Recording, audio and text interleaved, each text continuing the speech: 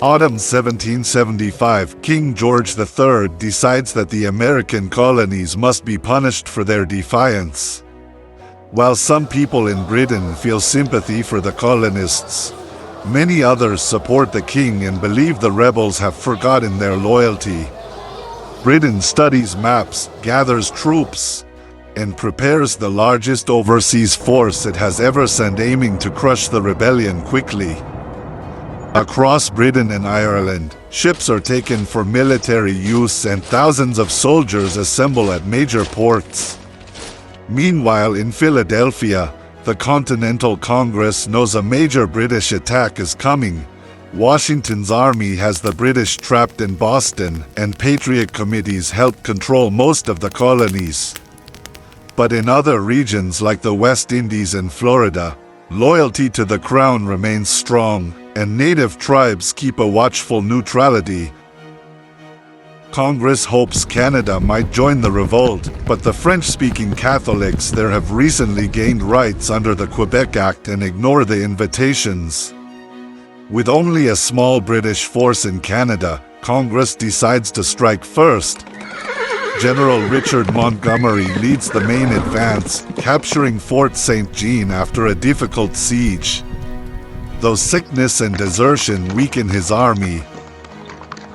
At the same time, Benedict Arnold leads another group through brutal wilderness terrain.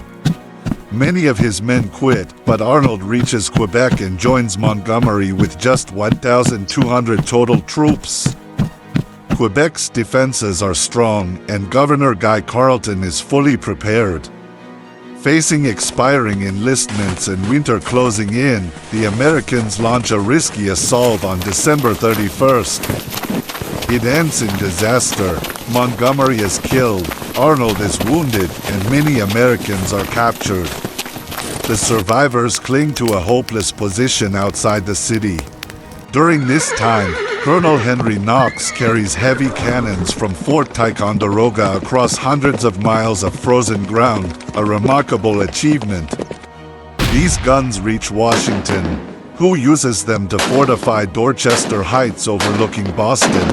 The British realize they can't hold the city without their fleet, and in March 1776 they evacuate Boston.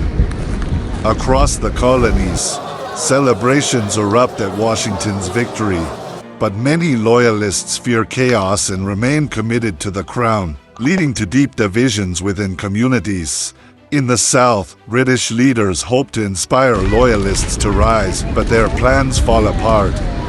At Moores Creek Bridge in North Carolina, Patriot forces crush a loyalist militia. A British attempt to take Charleston fails as well, leaving the region almost entirely in Patriot hands by mid-1776. By spring, Washington moves his army to defend New York, expecting the next British attack. Meanwhile, calls for complete independence grow louder. Thomas Paine's pamphlet, Common Sense, reaches ordinary people and argues that monarchy is absurd and independence is necessary. Some loyalists condemn it, but it spreads rapidly. In July 1776, after intense debates, all colonies agree. Congress approves the Declaration of Independence, affirming the rights of all people and declaring the colonies free from British rule. Celebrations break out across the new United States. Statues are pulled down, royal symbols destroyed, and crowds cheer the birth of a new nation. But Britain is not finished. In Canada, General Burgoyne arrives with thousands of reinforcements, forcing the Americans into a rapid retreat. Washington readies New York for battle just as an enormous British armada appears offshore, the largest force the Crown has ever sent to America. More than 30,000 troops and sailors gather under General Howe and Admiral Howe, determined to end the rebellion. British ships soon fire on Manhattan, signaling the start of a new and brutal phase of the war. The real struggle for America's future has begun.